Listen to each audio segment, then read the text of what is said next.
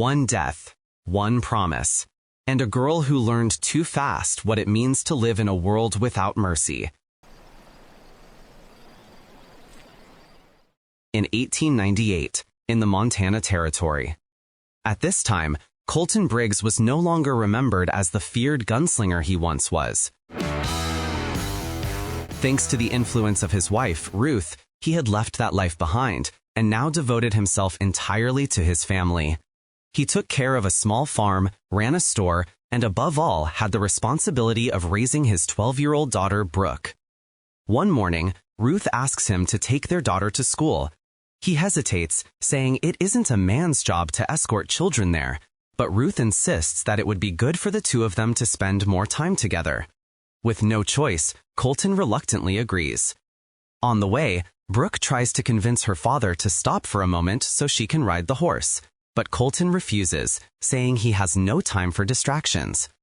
When they arrive at school, they discover that classes were canceled because the teacher was ill. Colton decides to send his daughter back home alone, but Brooke reminds him that her mother does not allow that, so he chooses to take her with him to his shop.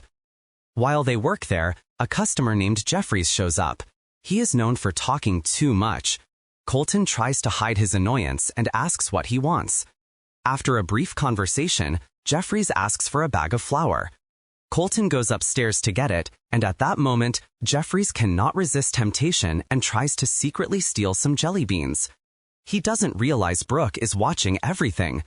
The girl sees it but says nothing. When he notices that he has been caught, he puts the candy back and asks Brooke to keep it a secret. Embarrassed, he leaves right away. A little later, Brooke tells her father what she saw, mentioning the stains left by Jeffrey's dirty hands as proof. While Colton and Brooke are at the shop, the peace on the farm is shattered. Ruth is surprised by the arrival of 4 unknown men, led by Jamie McAllister. He introduces himself politely and says they are lost, asking for directions to the nearest town. Ruth is suspicious, yet still points them in the right direction, but soon realizes their intentions are not good. When the group advances toward her, Ruth runs to the stable for safety. The men follow closely behind. One of them, named Eustace, gets nervous and suggests they leave before the local marshal shows up. But Boots, another member of the group, reassures him, saying it is not time to retreat yet. Suddenly, Ruth appears on horseback, trying to escape. James reacts fast. He shoots the animal and it falls, throwing her to the ground. The men capture her. During the struggle, James notices a stall marked with the name Colton Briggs. He asks if Ruth is the wife of that man, and Eustace confirms he recognizes the surname. At that moment, they all understand they have just crossed someone dangerous. James, however, shows no fear. On the contrary, he firmly states that he has an old debt with our protagonist. Later, when Colton and Brooke return home, they find their property surrounded by strangers. Marshal Frank Jarrett approaches them, surprised to discover that the former gunslinger now had a family. With regret, he delivers the news. Ruth had lost her life at the hands of those men. Filled with pain, Colton digs his wife's grave by himself, refusing any help from the marshal's men. During this moment, Jarrett tries to comfort Brooke. He says he knew Colton in the past.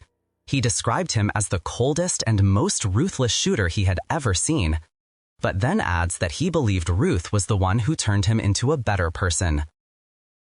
In silence, Brooke reveals that she has never seen her father hold a gun and asks if he can still be a good person without her mother by his side.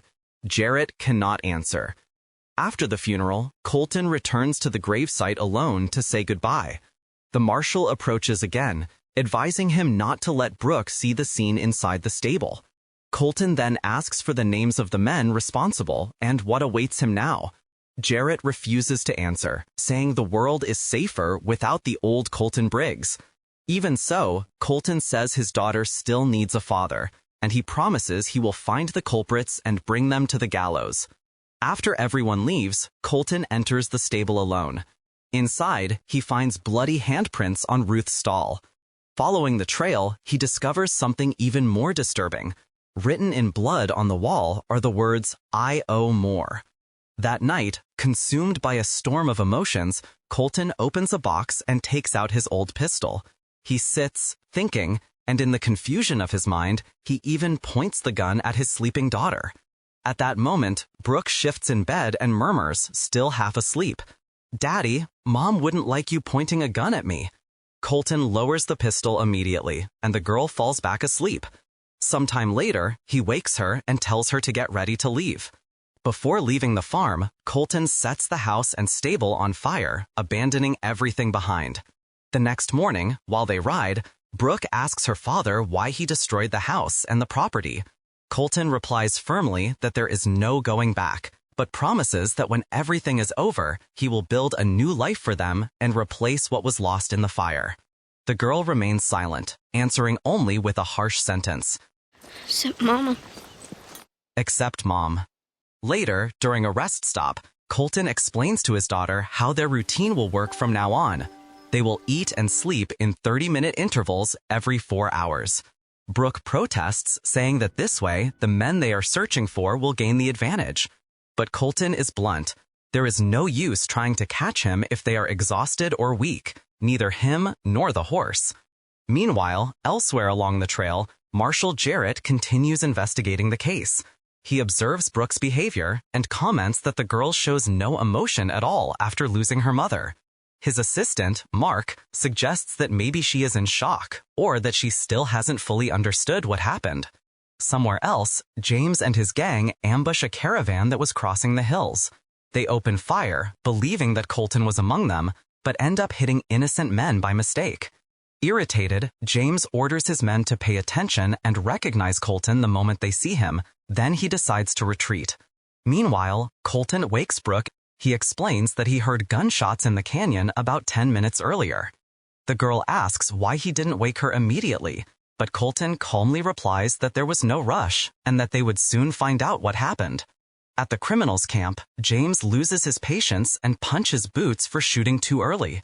His plan was to eliminate the marshal first, but the impulsive shot gave them time to react. Later, Colton sees a horse approaching and prepares to act, aiming directly at the animal. Brooke, frightened, protests. She reminds her father that it might just be a police officer and that her mother would never approve of such behavior. Colton hesitates, and Brooke asks if there is any other option. Reluctantly, he changes the plan and orders his daughter to pretend she is crying to distract the rider. Nervous, Brooke admits she doesn't know how to do that. He responds harshly, saying she must learn if she wants to survive in this world. The girl forces herself.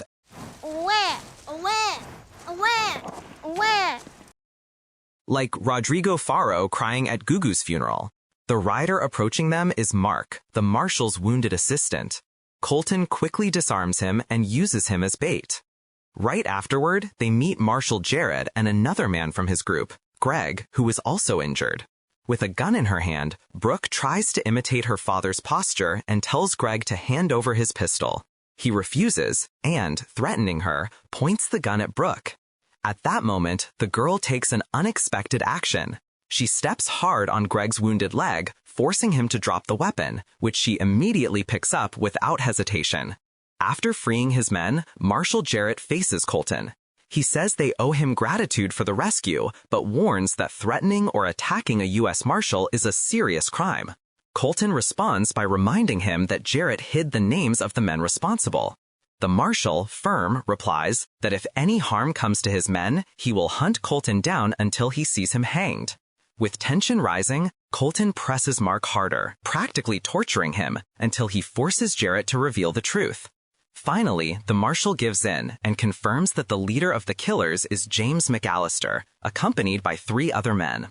Soon, rumors spread that James promised his men a huge reward hidden in a safe if they managed to escape Powell County Prison.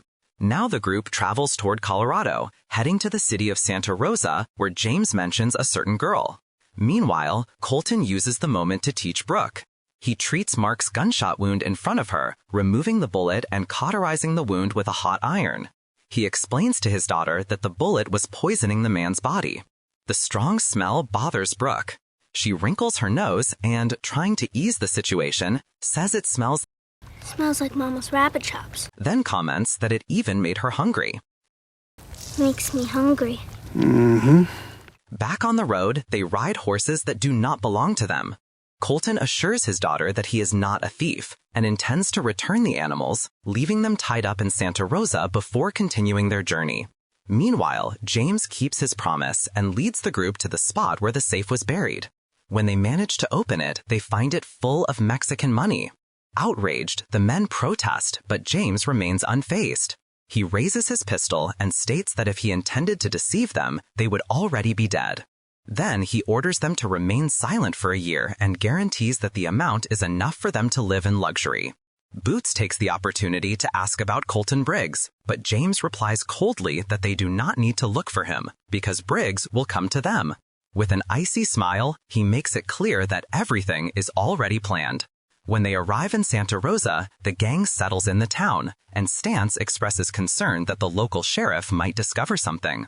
But James reassures the group, saying he already cut the telegraph line. That would give them 4 days of advantage before news could spread. He then assigns them guard shifts every 4 hours. That same night, while Colton and Brooke rest, she asks if he really changed after meeting Ruth. Colton is honest. He admits he was always a cold person, fearless, without many emotions. He says he didn't even cry at his own mother's funeral. But everything changed when he met Ruth. For the first time, he felt fear of losing her and fear of not being loved. It was also the first time he truly loved someone. Brooke listens quietly and then confesses that when her mother died, she felt nothing, only an empty void inside.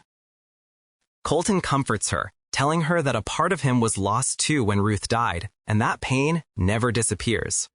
When the girl asks who James McAllister is, Colton admits he does not know him. Brooke then asks to learn how to use a gun, and the father accepts. The next day, she begins practicing with the rifle, but cannot hit a single shot. Outside of Santa Rosa, Colton positions himself on the only road leading into town. He knows James is watching him, and that sooner or later, one of his men will recognize him. Brooke, noticing the risk, suggests that it would be better if she went in his place, since nobody knows who she is. The father accepts the idea and guides her. Mounted on a horse, Brooke heads to Santa Rosa.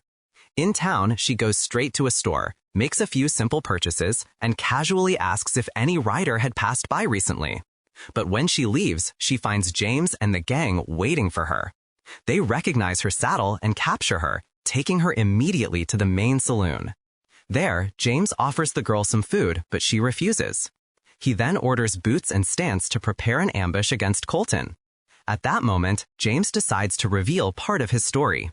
20 years earlier, his father, a known outlaw, tried to stop his brother from being executed. The attempt ended in a gunfight, and Walter was killed. Only James, still a child, survived. Since then, he had been consumed by the desire for revenge. While speaking to Brooke, James fills the safe with newspapers, tricking everyone. The real money is hidden inside saddlebags, out of sight from his men. Outside, Big Mike notices Colton approaching and hides in a building. But Colton ambushes him, uses him as bait, and kills him silently. Then he faces Boots and kills him as well, but he doesn't come out unharmed. He is shot by Stance. Inside the saloon, James holds Brooke by the hand and keeps a gun pointed at her. Stance, frustrated that he didn't kill Colton, boasts that the bullet only grazed him. He sends 2 more men to hunt him down, but Colton takes them out with ease. He then confronts James and challenges him to settle everything face to face. But Stance keeps Brooke as a hostage, raising the tension. Wounded, Colton steps out of his cover to face the situation. James taunts him, asking if he remembers the past. Colton says he doesn't, which makes James even more furious. He claims there are only 2 options. Either Colton shoots, knowing his daughter will die with him, or he fights alone for his fate. Colton makes his choice and shoots Stance, freeing Brooke. In that instant, James fires and hits Colton in the chest. As he brags about taking down the legendary gunslinger, Brooke grabs her father's fallen pistol and shoots James in the chest, and then directly in the head. In his final moments, Colton gives Brooke a locket with a picture of Ruth, saying her mother will always be by her side. The girl, overwhelmed by grief, cries over her father's body. Moments later, Marshal Jarrett arrives with his men to collect the bodies. They recover the fake safe from the saloon, believing they have found the fortune. but the real saddlebags remain hidden. Jarrett, sympathetic to the girl's pain, suggests letting the world believe Colton died as a hero, killed by the gang. He also keeps the money they found, unaware that the true fortune is still concealed. In silence, Brooke rides away. Before leaving, she discreetly asks a woman to bring her the hidden saddlebags from James, and when she sees them before her, she smiles, finally in control of what remains of that bloody legacy. The dust settles. The guns fall silent. And in the chaos of a town built on greed and old grudges, one girl rides into the horizon.